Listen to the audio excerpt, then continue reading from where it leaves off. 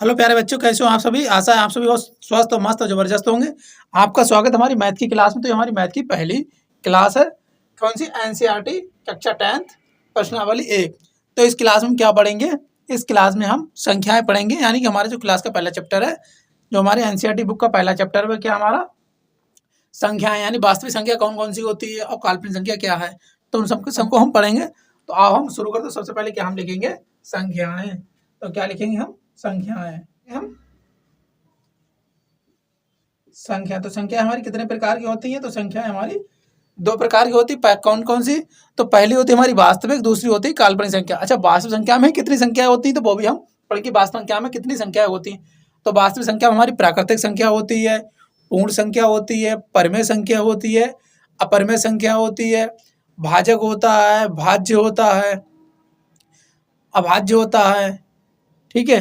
और क्या होता है? हमारी सम संख्याएं, विषम संख्या। तो क्या है हमारे, अब इन सबको हम बहुत ही आराम से पढ़ेंगे। एक क्लास को हम करने के बाद आपको दोबारा कोई भी संख्या पढ़ने की जरूरत नहीं है। अगर आपने एक क्लास बहुत आराम से पढ़ ली, या आपने एक क्लास बहुत आराम से समझ ली, ठीक है, तो इस क्लास को करने के बाद आपको दोबारा ये चैप्टर नहीं पढ़ना पड़ेगा। ठीक है। तो क्या होगी? तो हम इसको दो भागों में डिवाइड कर लेते हैं। तो कितने? दो भागों में। अच्छा, पहला क्या हमारा क्या होती है? हमारी वास्तविक संख्या। क्या होती है? वास्तविक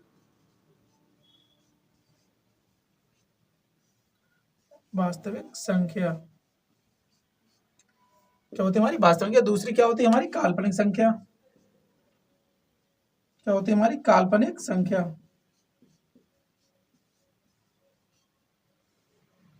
काल्पनिक संख्या। ठीक है। अच्छा, वास्तविक संख्या हमारी कौन कौन सी संख्याएं होती हैं, ये भी पढ़ेंगे। तो पहला पॉइंट करेंगे, वास्तविक संख्या हमारी कौन सी संख्या होती है। हमारी वास्तविक संख्या क्या होती है? हमारी पहली, तो वास्तविक संख्या में होती है हमारी प्राकृतिक संख्या। क्या उसको हम प्राकृतिक संख्या भी बोलते हैं। तो क्या लिखेंगे?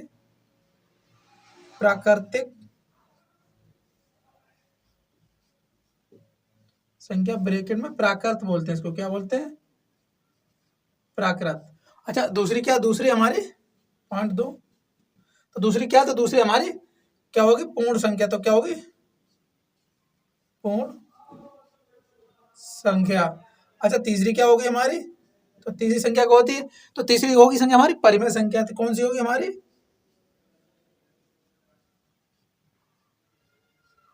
परिमेय संख्या। अच्छा, चौथी क्या होगी हमारी? अपरिमेय संख्या। चौथी क्या होगी हमारी? अपरिमेय संख्या। कौन सी होगी चौथी? अपरिमेय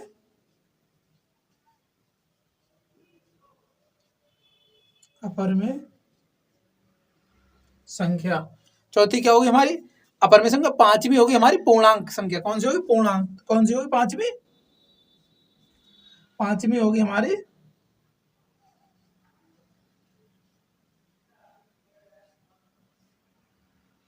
पूर्णांक संख्या। तो पांचवी कौन सी होगी हमारी? पूर्णांक संख्या। अच्छा, छठी कौन सी होगी? छठी होगी हमारी भाज्य। छठी क्या होगी हमारी?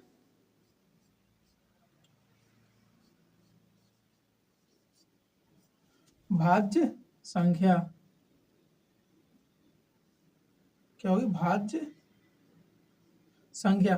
सातवीं क्या होगी हमारी? ऐसे ही, तो सातवीं होगी अभाज्य। कौन सी होगी हमारी? अभाज्य संख्या। अभाज्य संख्या।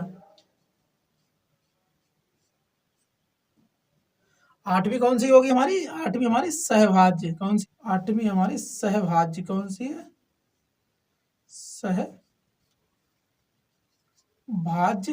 संख्या। कौन सी है? आठवीं हमारी सहभाज्य संख्या। और नवी कौन सी हमारी? नवी बताओ। नवी कौन सी? नवी हमारी सम संख्या। कौन सी नवी हमारी? यहाँ लिखेंगे सम संख्या। और 10वीं कौन सी हमारी? विषम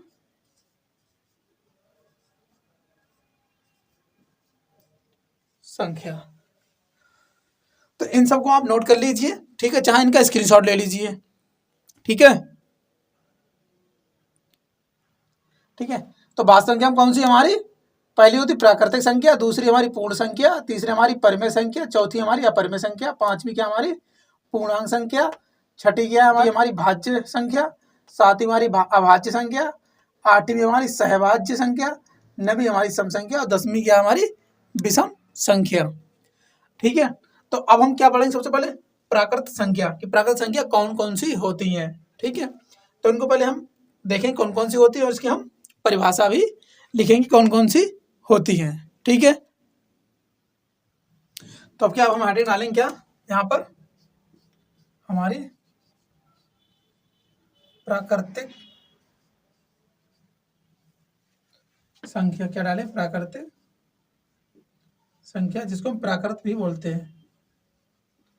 ठीक है, क्या होती है तो प्राकृत संख्या वे संख्याओं जिन जिन संख्याओं को हम गणना में करते हैं, जिन संख्याओं की क्या हम गणना कर सकते हैं वह हमारी क्या होती हैं प्राकृतिक संख्याएं होती हैं। जैसे कि किसी चीज की गणना करनी 1 2 3, जैसे उस पंक्ति में आदमी कितने लोग बैठे तो कैसे गिनती करेंगे 1 2 3 4 5 6 7 8 9 10 अनंत तक, यानी जितनी लंबी लाइन वहां तक। तो ऐसी तरह से हम करेंगे तो क्या लिखेंगे हम, क्या लिखेंगे हम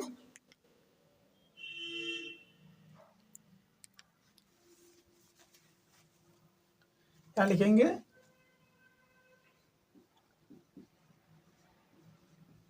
वस्तुओं को गिनने के लिए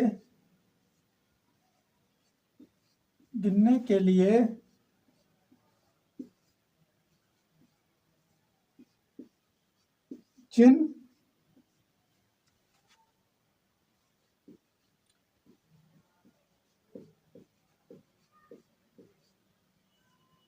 संख्याओं की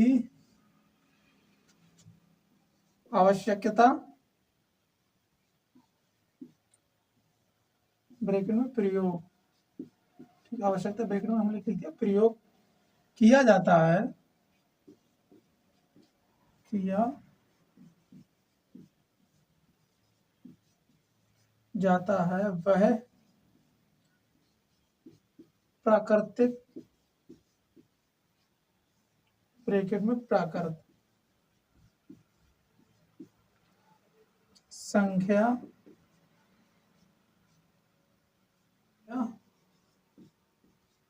होती है। क्या है तो प्राकृत संख्या कौन सी होती है वस्तुओं को गिनने के लिए जिन संख्याओं की आवश्यकता है जिनकी जरूरत है प्रयोग किया जाता है। ठीक है, तो भाई क्या होती है हमारी वह हमारी क्या होती है प्राकृतिक संख्या होती है। एग्जाम्पल आपको एग्जाम्पल कैसे क्या लिख लो उदाहरण। ठीक है, उदाहरण तो कौन सी होती है तो 1 2 3 4 5 6 7 8 9 10 dot dot dot dot dot dot क्या ये हमारी अनंत तक, क्या अनंत तक जो संख्याएं जिनकी हम गिनती कर सकते हैं वह क्या होती है 1 से शुरू लेके अनंत तक जाती में हमारी कौन सी संख्या होती है प्राकृतिक संख्या होती है। अच्छा यही एक में अगर हम शून्य इसको आगे अगर इसे शून्य ऐड करते कॉमा लगा के शून्य तो ये कौन सी हो जाएगी ये हमारी पूर्ण संख्या हो जाएगी। ठीक है, तो उस पूर्ण संख्या को हम आगे पढ़ते हैं क्या पूर्ण संख्या, तो हेडिंग क्या डालेंगे हम पूर्ण संख्या। तो यहाँ कौन सी हेडिंग डालेंगे दूसरी हमारी पूर्ण संख्या, तो क्या डालें यहाँ पर पूर्ण संख्या दूसरे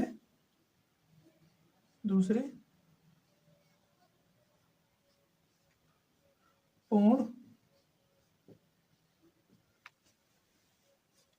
तो क्या लिखेंगे पूर्ण संख्या यानी कि प्राकृतिक संख्या में हम शून्य को अगर हम जोड़ देते हैं तो क्या लिखेंगे प्राकृतिक संख्या में अगर हम शून्य को जोड़ देते हैं तो वह कौन सी हो जाएगी हमारी है तो वह हमारी क्या हो जाती है हमारी पूर्ण संख्या हो जाएगी।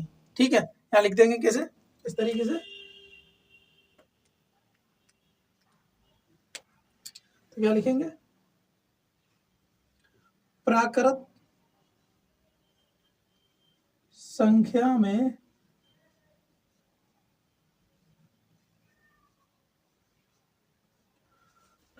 में शून्य को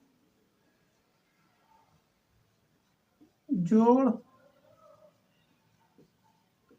देते हैं तो वह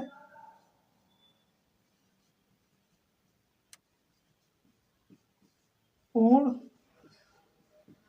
संख्या हो जाती है। क्या होता है? पूर्ण संख्या हो जाती है। अच्छा, जो हमारी जो प्राकृत संख्या इसको हम किससे बोलते हैं? एन से प्रदर्शित करते हैं, नेचुरल नंबर से। और इसको कैसे करते हैं? डब्ल्यू से प्रदर्शित करते हैं, यानी होल नंबर। ठीक है, तो कैसे है? उदाहरण लिख लीजिए इसका। ठीक है, तो एग्जाम्पल, जो हमारी प्राकृत संख्या थी इसमें कैसे हम लिख रहा था? 1, 2, 3 ऐसे लिखते थे, 4, 5, 6, 7, 8, 9, 10 dot dot dot dot dot, ये क्या अनंत तक थी? ये अनंत तक थी। तो ये क्या थी? हमारी प्राकृतिक संख्या थी। अब इसमें क्या कॉमा लगा के जैसे हमने आपको यहाँ पर 0 ऐड कर देंगे, यानी कि एक संख्या से पहले हम 0 लगा तो क्या हो जाएगी? हमारी पूर्ण संख्या बन जाएगी। ठीक है, अब हम आगे पढ़ते हैं कि परिमेय संख्या क्या होती है। तो परिमेय संख्या को हम किस में? P/Q के फॉर्म में लिखते हैं। जैसे कोई भी संख्या हमने देखी होगी, कहीं आपको 1/2 लिखा हुआ मिलता है, तो वो किस में होती है? वो हमारी परिमेय संख्या में होती है। हम आगे करेंगे तीसरा, कौन सी? परिमेय संख्या। क्या अगली है हमारी? परिमेय संख्या, यानी कि तीसरी तो क्या हमारी? परिमेय संख्या।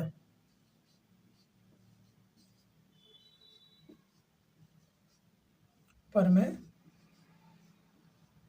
संख्या, परिमेय संख्या तो किसको लिखेंगे? परिमेय संख्या कैसे लिखेंगे? परिमेय प्रत्येक संख्या जिसे हम P/Q के फॉर्म में लिख सकते हैं। जैसे मान लो कोई संख्या है, 1/3 हो गई, ठीक है, 2/5 हो गई, 4/3 हो गई, तो ये क्या है? हमारी सब परिमेय संख्या है, क्योंकि इनको हम P/Q के फॉर्म में लिख सकते हैं, P/Q। ठीक है, इस तरीके से। तो कैसे लिखेंगे इसकी परिभाषा? प्रत्येक संख्या, प्रत्येक संख्या जिसको हम P/Q में लिख सकते हैं,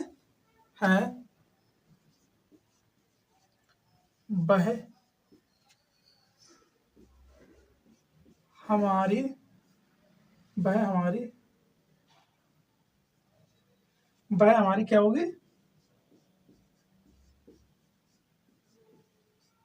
परिमेय संख्या होती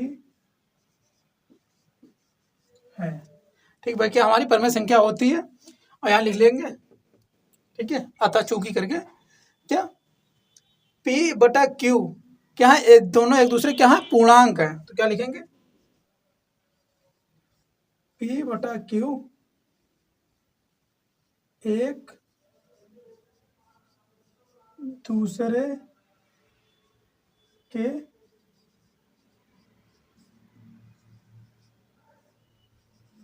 पूर्णांक हैं। क्या पूर्णांक होते हैं? क्या है? पूर्णांक होते हैं। क्या? एक दूसरे के पूर्णांक होते हैं। ठीक है, समझ में आ गया? अब हम आगे बढ़ते हैं, जैसे कैसे? और हाँ, एक हेडिंग और यहाँ पर, ये 1 और ये 2 लिख लेंगे यहाँ पर। Q बराबर कभी 0 नहीं होगा। क्या है? यहाँ लिख देंगे, Q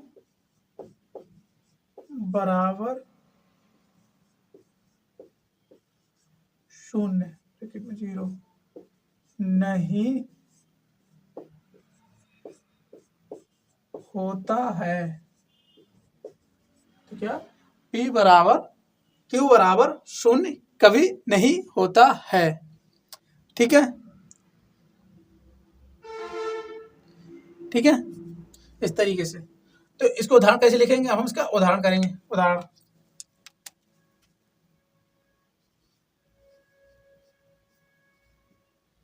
जैसे 1/3, 2/5, 3/5, 4/1, या 1/1/4 इस तरह की जो संख्या है हमारी वह क्या है, वह हमारी परमेय संख्या होती है। और हाँ, परमेय संख्या कभी भी माइनस में नहीं होगी। जैसे 1/-4 ये हमारी क्या है, परमेय संख्या कभी भी माइनस में नहीं होगी। एक कट लगा देंगे, ठीक है। क्या है, परमेय संख्या कभी भी हमारी माइनस में नहीं होती है, ठीक है।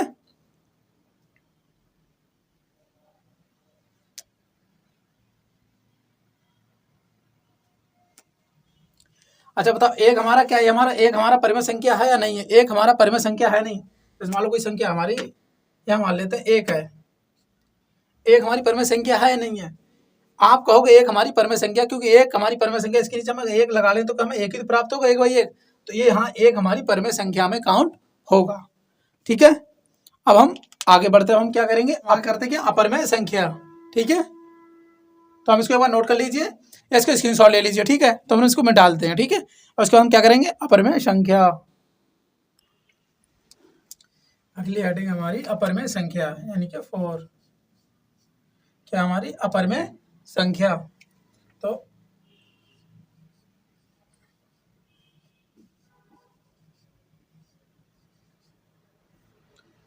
अपरिमेय संख्या, तो अपरिमेय संख्या कौन सी होती है हमारी, बताओ। अपरिमेय संख्या वे संख्याएं होती हैं हमारी, जितनी भी वे संख्याएं होती जो अभाज्य संख्या जो स्वयं से कटे या फिर एक से कटे, वह अभाज्य संख्या क्या होगी हमारी, अपरिमेय संख्या कहलाती है। जैसे √2 है, √3 है, √4 है, √5 है, ठीक है। तो ये क्या है, ये इस तरीके से √5 है, ठीक है, √2, √3, √5, √7, ये क्या, ये हमारी क्या है, अपरिमेय संख्या में ये काउंट की जाती है। कौन सी संख्या है, तो लिखेंगे हम कैसे,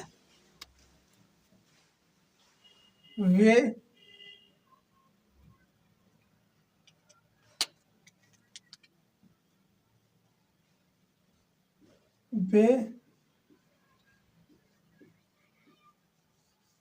जितनी अभाज्य संख्याएं, क्या अभाज्य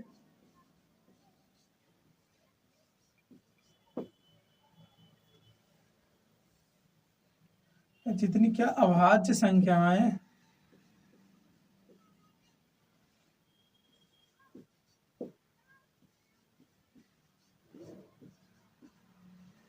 अभाज्य संख्याएं जो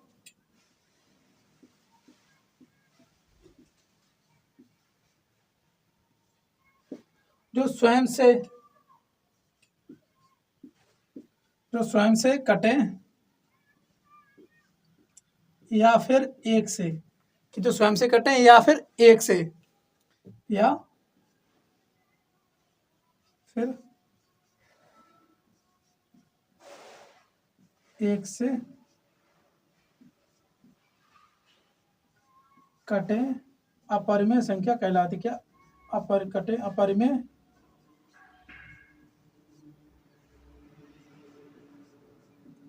संख्या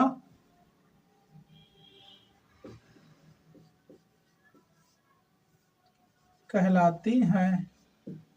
तो क्या है, वे संख्याएं, वे जितनी अभाज्य संख्या जो स्वयं से कटे या फिर एक से कटे, वे क्या होती है, हमारी अपरिमेय संख्या कहलाती हैं। कैसे, उदाहरण देख लीजिए इसका।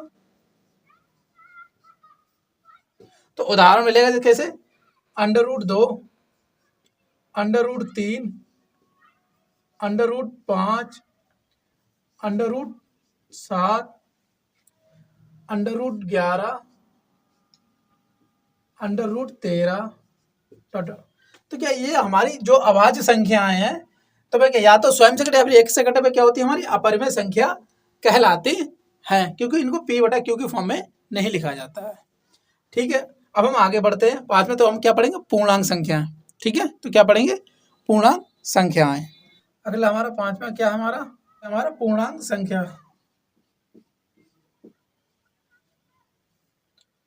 पूर्णांक संख्या, तो पूर्णांक संख्या कैसे लिखेंगे हम, तो लिखेंगे प्राकृतिक संख्याओं में।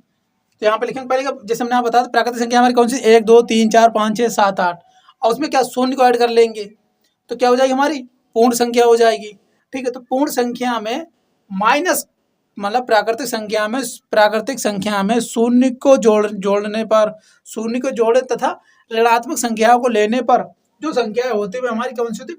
पूर्णांक संख्याएं होती हैं। तो कैसे लिखेंगे?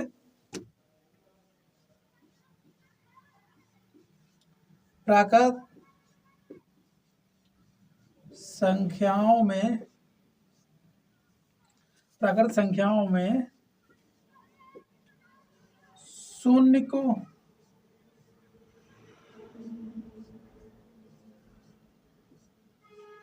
जोड़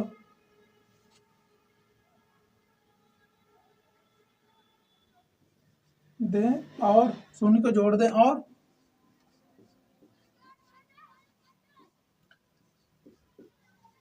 ऋणात्मक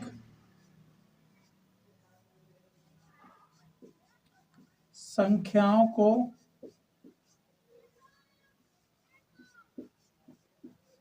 भी शामिल कर ले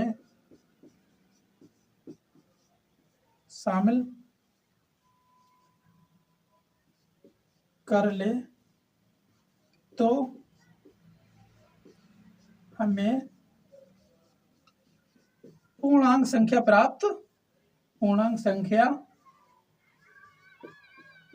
प्राप्त होती है। इस तरीके तो क्या हमें पूर्णांक संख्या प्राप्त होती है। कैसे? जैसे हमारा नेचुरल नंबर था, प्राकृतिक संख्या थी, तो यहाँ लिखेंगे उदाहरण। अच्छा, हमारी प्राकृतिक संख्या थी। प्राकृतिक संख्या कैसी थी? तो प्राकृतिक संख्या में हमने क्या किया? तो प्राकृतिक संख्या हमने ऐसी लिखी थी 1 2 3 4 5 डॉट डॉट डॉट डॉट हमारी अनंत तक तो थी। ठीक है, अब इसमें क्या करेंगे? प्राकृतिक संख्या हम जीरो को ऐड कर लेंगे। क्या? जीरो को, यानी कॉमा लगा तो जीरो को ऐड कर लिया, जीरो ऐड कर लिया। अब क्या इसमें क्या लिखा? ऋणात्मक संख्याओं को शामिल कर लें।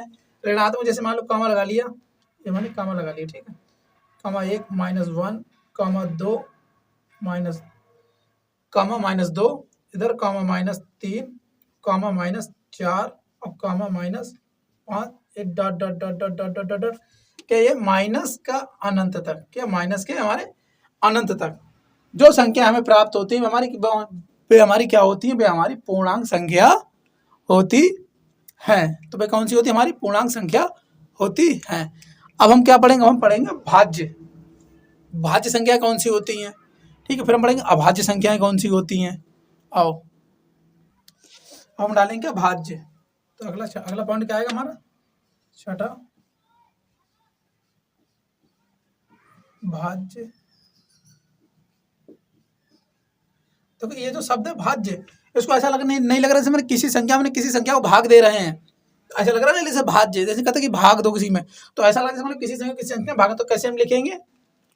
वे संख्याएं जो या तो स्वयं से कटें या फिर एक के अलावा किसी और संख्या से अगर पूर्णतः विभाजित हो जाएं, कट जाएं, तो वे कौन सी होती है? हमारी भाज्य संख्याएं होती हैं। तो कैसे? जैसे हमारा 2 है, ठीक है, तो 2 हमारी 2 से भी कट रही है, 1 से भी कट रही है। ठीक है, तो ये क्या हमारी भाज्य है। जैसे 4 है, तो 4 हमारी 2 से भी कट रही है, 1 से भी कट रही है, 4 से भी कट रही है। ठीक है, तो कैसे लिखेंगे इसकी परिभाषा? वे संख्याएं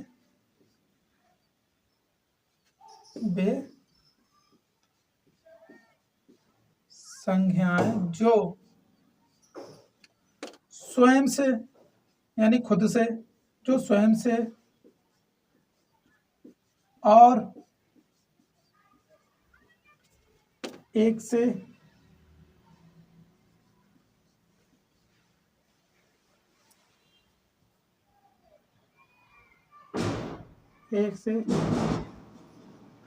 या अन्य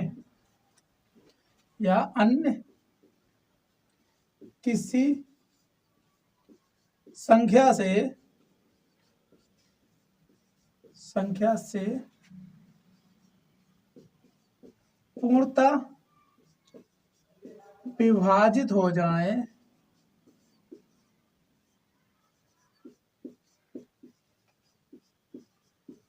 वह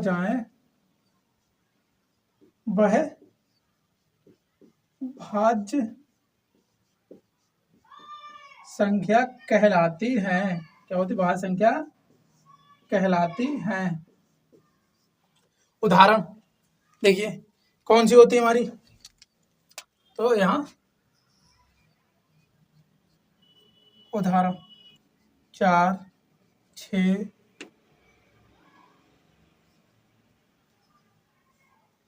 2, 4, 6, 8, 10 ऐसे आगे तक जो भी संख्या है, ठीक है। तो क्या ये हमारी भाज्य संख्याएं कहलाती हैं। देखो तो हम क्या पढ़ेंगे, अभाज्य, क्या अभाज्य संख्याएं, सातवां। तो क्या पढ़ेंगे हम, अभाज्य, हम क्या पढ़ेंगे, अभाज्य संख्याएं। तो अभाज्य ऐसा नहीं लग रहा जैसे मान लो पिछले हमने बताया कि इसमें जैसे लग रहा है मान लो भाज्य में जिसमें किसी संख्या में किसी संख्या में भाग दे रहा है भाज्य। अभाज्य में ऐसा नहीं लग रहा जैसे मान लो कोई संख्या किसी संख्या से नहीं कट रही, अभाज्य है, मतलब ये तो कट ही नहीं रही है, ऐसा लग रहा नहीं लग रहा। तो इसकी परिभाषा कैसे लिखेंगे हम,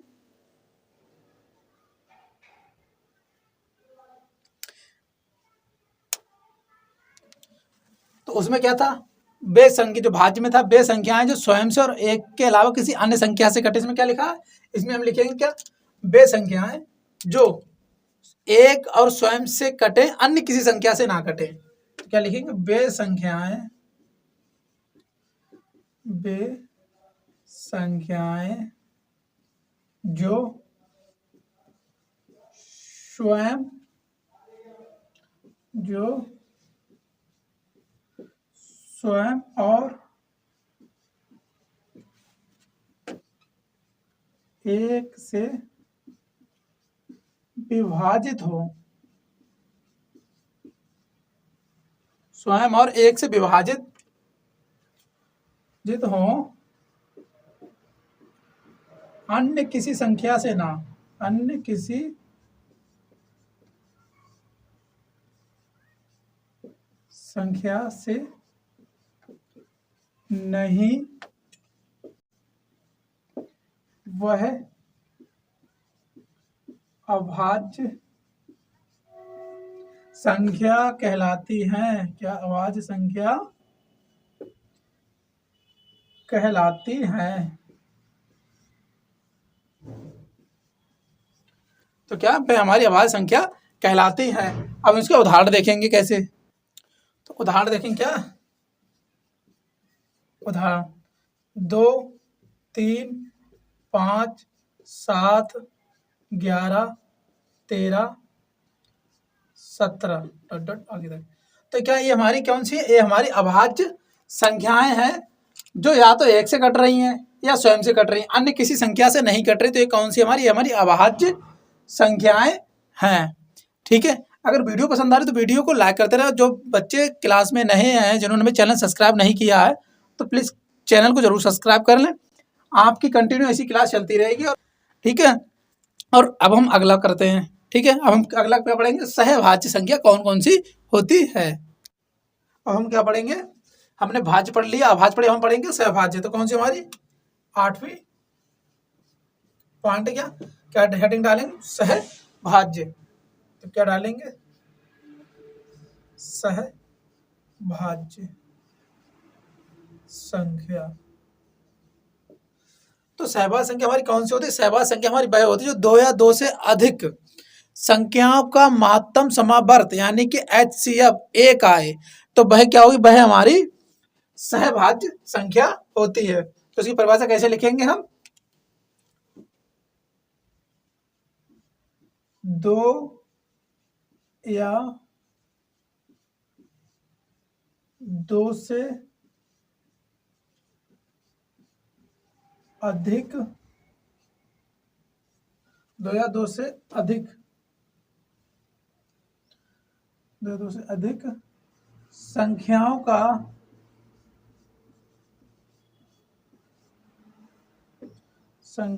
का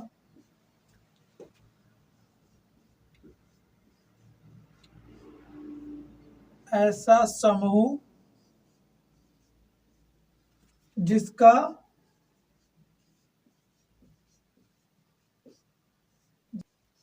महत्तम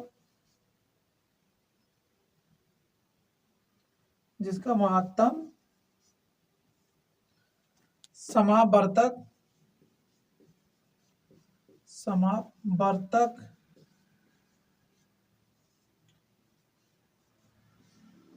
एक आए, एक होता है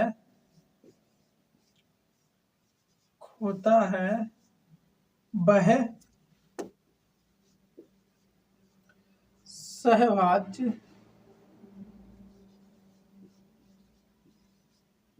सहभाज्य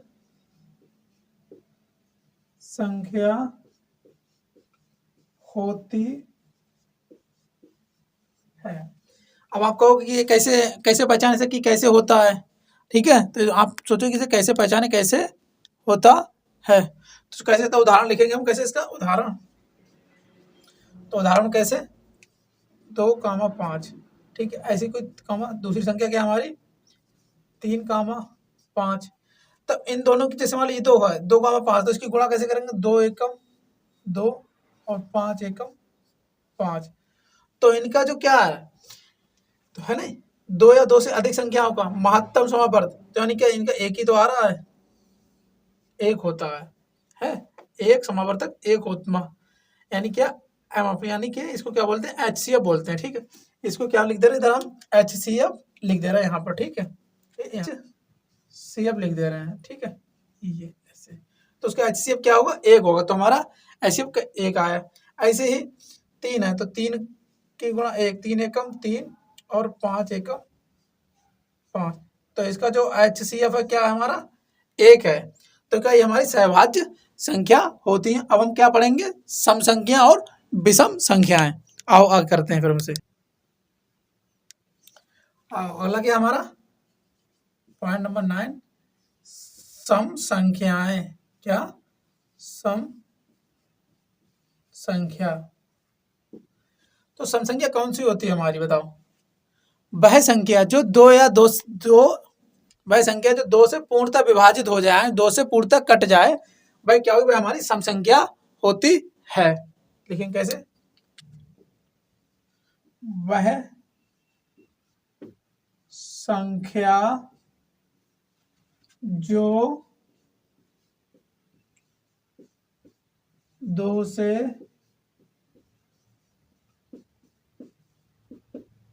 पूर्णतः विभाजित या विभक्त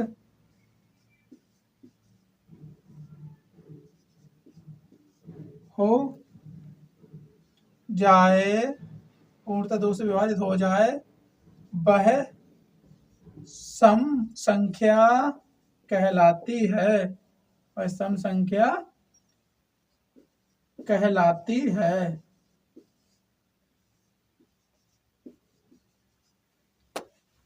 तो क्या है, वह हमारी सम संख्या कहलाती है। उदाहरण देखेंगे, तो उदाहरण क्या देखेंगे हम, तो उदाहरण कैसे देखेंगे, तो हमारी क्या उदाहरण में,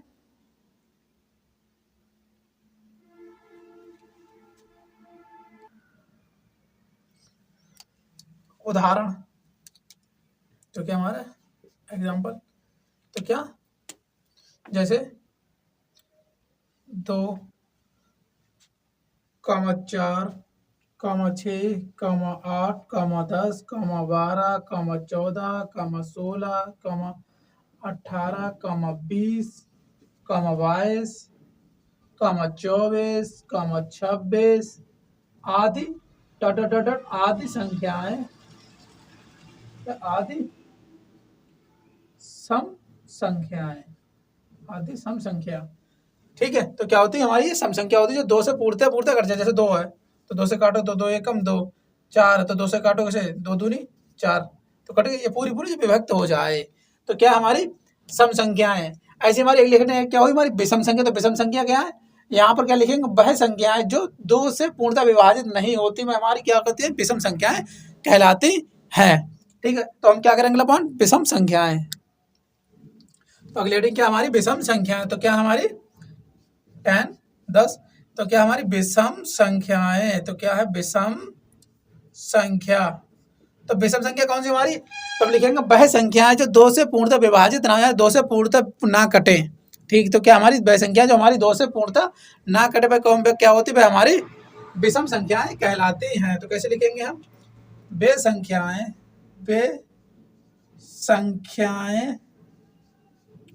वे संख्याएं जो 2 से जो 2 से पूर्णतः विभाजित ना हो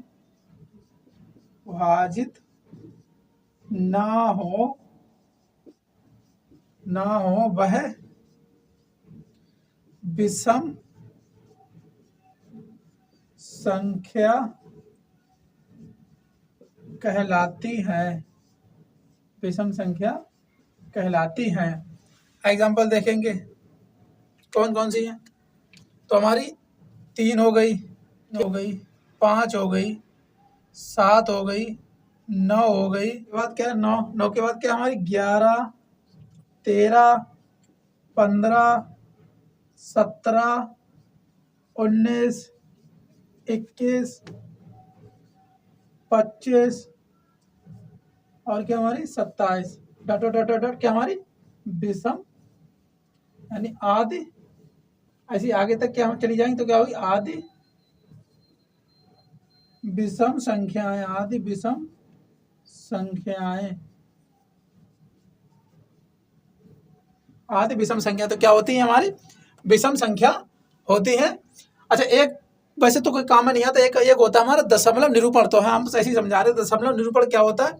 जैसे मान लो कोई संख्या है, ठीक है, यहाँ पर लिख देते हैं, हम बता दे रहे हैं, ठीक है। तो क्या दशमलव निरूपण, तो यहाँ क्या डालेंगे 11वां पॉइंट दशमलव निरूपण। तो क्या डालेंगे इधर हम दशमलव निरूपण। तो क्या डालेंगे दशमलव निरूपण। तो दशमलव निरूपण क्या होता है हमारा, तो दशमलव निरूपण होता है जैसे आपने देखा हो क्या पता क्या, जैसे मान लो कुछ है तो जैसे आपने पढ़ा होगा कहीं भी आपको क्या, जैसे मान लो कोई संख्या दी है तो उसमें क्या, जैसे मान लो 5, 1, 2, 1, 2, 1, 2 इस तरीके से दिया होता है 1, 2 इस तरीके जो पॉइंट के बाद जो संख्या रिपीट होती है उनको क्या बोलते हैं हम दशमलव निरूपण कहते हैं। कहीं कहीं आपने ये भी देखा होगा जैसे मान लो 5 है, 5.1111111 तो उसको हम कैसे लिख देते हैं, तो उसको यहाँ जो हमारी संख्या है उनको सबको हटाकर इस तरीके से उनको हटाकर तो यहाँ पर 1 1 की जगह क्या कर देंगे हम 5.1 की जगह यहाँ 2 कर देते हैं, ठीक है। तो ये क्या है, ये हमारी दशमलव निरूपण में काउंट की जाती हैं। जैसे मान लो हमारा क्या, जैसे मान लो 100 जैसे खाली हमारा क्या 11 को हम 5 से काटे तो 5 दूनी 10 आ गया तो 2, अब फिर पॉइंट लगा तो क्या फिर 2 हो जाए। तो क्या इस तरीके की जो संख्याएं होती हैं जिनका बार चलना होता है तो ये क्या हमारी दशमलव निरूपण में काउंट की जाती हैं। तो यहाँ आपकी प्रश्नावली 1 पॉइंट कंप्लीट हुई। अगर आपको कहीं भी कुछ भी नहीं समझ में आता तो यहाँ पे एक बार कमेंट करके जरूर बताएं कि सर हमें यहाँ पर समझ में नहीं आया है। तो अगले वीडियो में उस चीज़ को हम क्लियर करेंगे, उसको हम समझाएंगे अगली वीडियो में कि आपकी ये जो आपने पूछा इसको इस तरीके से किया जाएगा। अपनी क्लास को अपने दोस्तों के साथ ज़्यादा से ज़्यादा शेयर करिए और अपने दोस्तों को ज़्यादा से ज़्यादा इस क्लास के साथ जोड़िए। और जो छोटे प्यारे बच्चे जो इस क्लास पर नए हैं, जिन्होंने अभी तक चैनल को सब्सक्राइब नहीं किया तो प्लीज़ चैनल को जरूर सब्सक्राइब करें और बेल आइकन को जरूर क्लिक कर लें, जिससे कि हम वीडियो जो भी लाइव आएँ या वीडियो या जो भी हम क्लास की वीडियो अपलोड करें तुरंत उसका नोटिफिकेशन आपके पास है और आप उसको देख सकें। एक क्लास हमारी 10th की थी, ऐसी हमारी 9th की भी क्लास चल रही है, फर्स्ट ईयर की भी चल रही है और इंटर की भी चल रही है, की भी क्लासें ऐसी कंटिन्यू चल रही है। तो जो भी आपके कोई बड़ा भाई हो जो क्लास 12th में हो या फर्स्ट ईयर में हो या आपका कोई छोटा भाई जो 9th में, तो उनके साथ क्लास को जरूर शेयर कर दीजिएगा और उन्हें बताइए कि इस चैनल पर आप सब्सक्राइब कर लें, जिससे कि आप अपनी तैयारी को बेहतर ढंग से कर पाएँ।